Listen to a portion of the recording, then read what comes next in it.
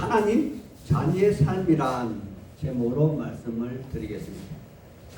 사도 요한은 나이 90이 넘어 이제 그는 자기의 인생을 뒤돌아보면서 자기에게 가장 소중한 이들에게 지금 편지를 쓰고 있습니다. 무슨 말을 어떻게 해야 그들이 온전히 나의 말을 믿고 그들의 삶의 지표를 삼고 바르고 정직하게 그리고 올바르게 살아갈 수 있을까? 그리고 지금까지 자기가 믿고 지켜온 이 진리의 말씀을 온전히 그들도 믿음으로 지키며 삶으로 성화시켜 살아갈 수 있을까? 세상은 날로 더 험악하여 믿음을 지키는 이들에게는 더 불리하게 돌아가고 또 교회 내조차 이단들이 출몰하여 그들의 사익을 추구하며 선량한 이들을 꼬드겨 자기 편으로 만들려 하는데 나의 몸은 점점 쇠약해지고 기억은 점점 희미해져 가는데 이제 내마저 이 세상을 떠나고 나면 과연 남겨진 그들은 또 누구를 의지하며 어떻게 살아야 하는가 하는 안타까운 심정으로 그럼에도 불구하고 차분하게 담담한 심정으로 자기 내면에 있는 심정을 원론적인 차원에서 그들에게 토로하고 밝히고 있는 것입니다. 3장 1절입니다. 보라 나의 자녀들아 성부 하나님께서 어떠한 사랑을 우리에게 베푸사 하나님의 자녀라 일컬음을 받게 하셨는가? 바로 원색적인 질문으로 그들에게 자문하게 하고 있는 것입니다. 하나님의 사람들이요, 우리 역시 각자 한번 정말 우리도 어떻게 하나님의 자녀가 되었는지 다시 한번 생각해 보았으면 좋겠습니다.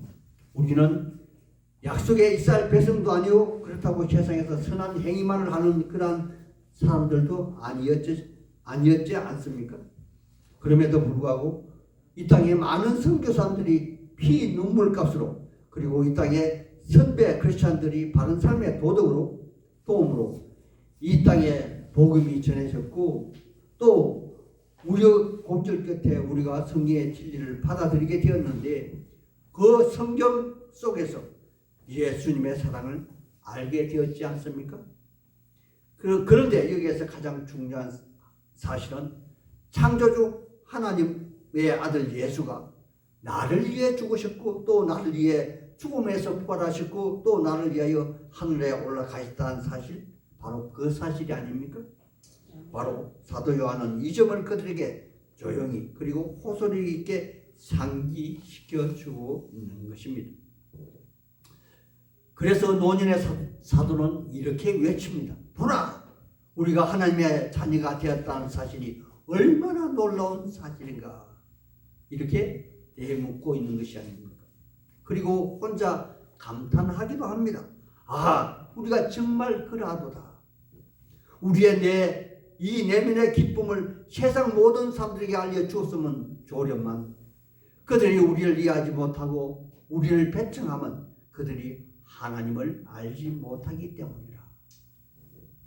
하나님의 사람들이요, 오늘날 과학이 그 최고인 사회에서 그리고 수세기 동안 사람들이 만들어 놓은 우상들 속에 살아온 사회에서 기독교를 또 하나의 다른 종교로 받아들이는 그들에게 그리스도의 복음을 전하는 일은 결코 쉬운 일이 아닐 것입니다.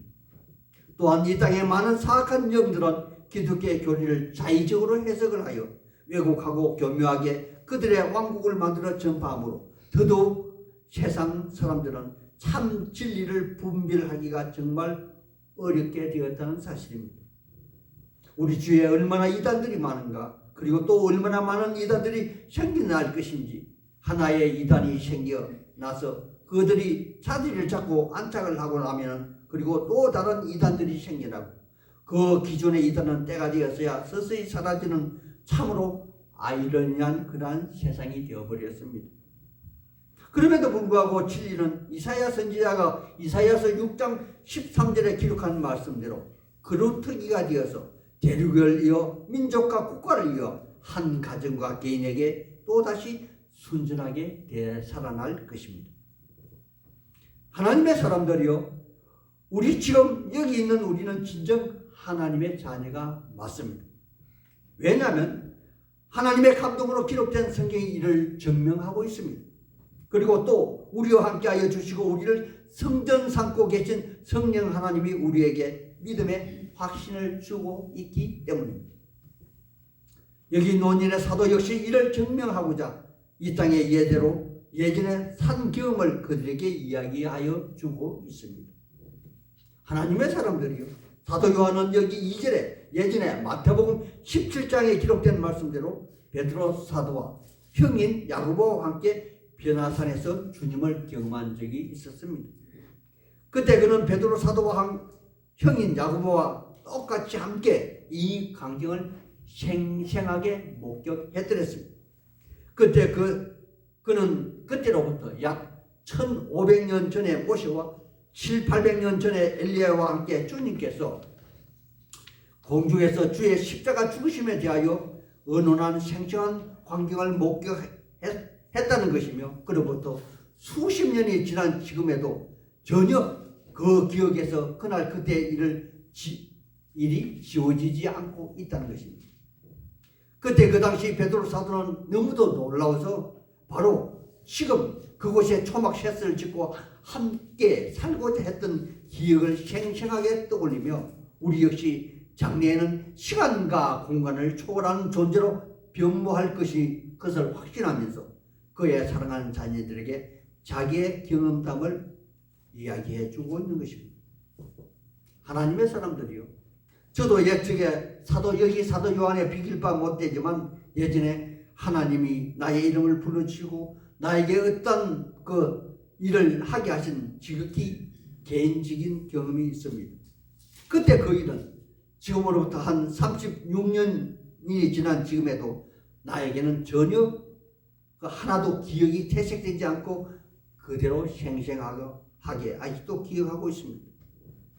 그때 저는 교회 초년생이라 성경도 몰랐고 하나님을 제대로 몰랐기에 다만 내가 미친 줄로만 알았지만은 지금도 그때 그 사건을 절대 잊을 수가 없어서 그로부터 25년이 지나 신학을 하고 목회자가 되었습니다. 그러므로 아무리 지금 이 순간이 힘들고 어려운 일이 있을지라도 저는 결코 이 일을 그만두지 못한다는 것입니다.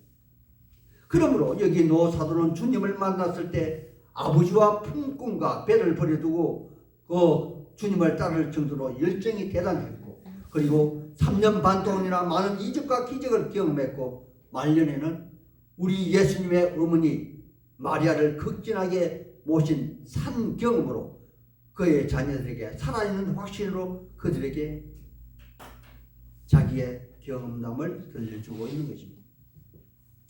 지금은 아니지만 장래 그가 나타나시면 우리 역시 그와 함께 부활의 몸으로 나타날 것이며 당당하게 정면으로 우리 주님을 대면하여 보리라. 그러므로 이 땅의 사람들과 다른 가치관을 가지고 다른 정체성을 가지고 하나님의 사람들의 삶의 방식은 과연 어떠해야 하는지를 그들에게 이야기하고 있습니다.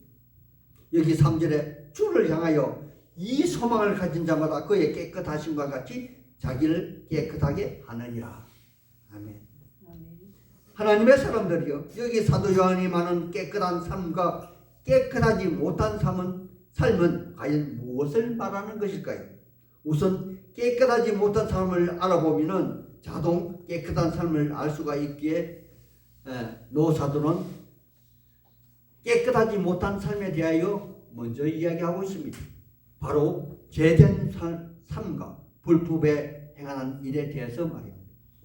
얼핏 보면은 죄와 불법은 같은 말이기도 하지만 자세하게 살펴보면은 다르다는 것입니다. 여기서 죄는 원문에 보면 하마르티아라고 기록이 되어 있고, 즉 이 말은 관역에서 벗어난 것을 말하며 바로 그 관역은 바로 창조주 하나님일 것입니다. 그러므로 여기 죄는 사회, 윤리, 도덕을 모두 포함하여 바로 하나님을 인정하지 아니하고 하나님의 창조 질서를 인정하지 아니하고 적대시하는 그러한 법으로서 양심의 법을 포함하는 모든 것을 말하므로 하나님과의 관계 속에서 엇나간 것을 말하는 것이며, 또한 불법은 원문에 아노미아라고 그러한 그 단어로 표현되어 있는데 이는 일반 우리 삶에서 단순히 기록된 법을 어기는 그런 행위를 말하기도 합니다. 하지만 그럼에도 불구하고 세상의 법을 어겨 억울한 일을 당하지 않았으면 하는 안타까운 마음을 전하는 노 사도의 그 마음을 우리는 여기서 읽을 수가 있을 것입니다. 그러므로 6절에 그분 예수 안에 거하는 자마다 범죄하지 아니하나니 범죄하는 자마다 그를 보지도 못하였고 그를 알지도 못하였느니라. 아멘. 하나님의 사람들이요, 지금 말씀은 그 당시 사회상으로 기독교인들의 조그만 꼬투리라도 잡고자 애쓰고 이를 이용하여 그들의 씨를 말리고자 하는 참으로 살얼음 일을 긋는 그러한 신앙생활의 삶을 살고 있는 그러한 시기였다는 것입니다. 그러므로 당연히 노사도는 그들에게 조그마한 꼬투리라도 잡히지 않게 세상의 법도 철저하게 지킬 것을 요구하며 그들에게 마귀의 실체와 우리 예수님의 의로운 삶을 소개하고 있습니다.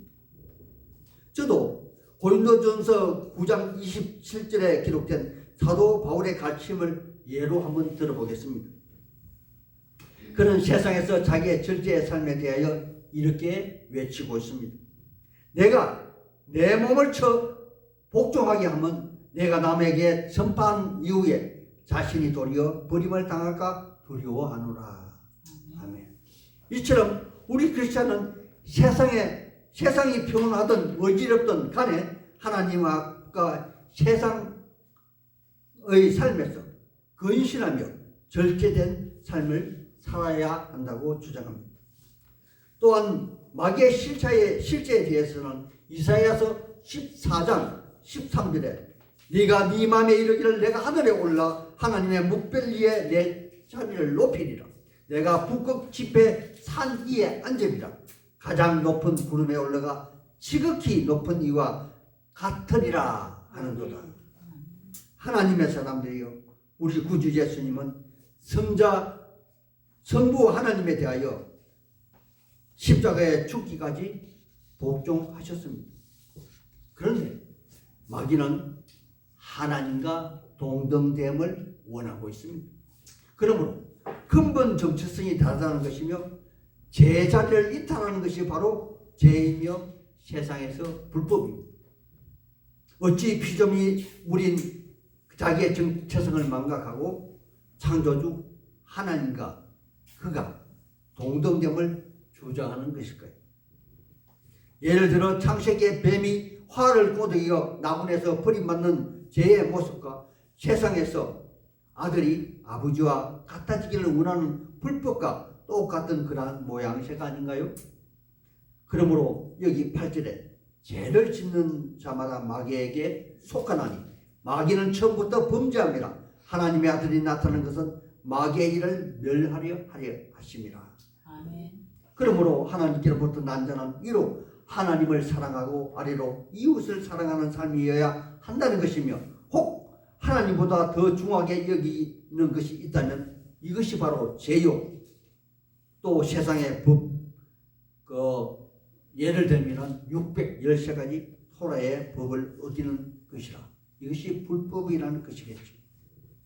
따라서 단순히 하나님의 사람들은 창조주 하나님을 거역하는 죄를 지어도 안 되고 세상에 대하여 그들의 사회법을 어겨도 안 된다는 그런 말보다는 이로 하나님을 사랑하고 아래로 이웃을 사랑하라는 여기 노사도의 간곡한 부탁의 모습을 우리는 본문에서 읽을 수가 있겠습니다.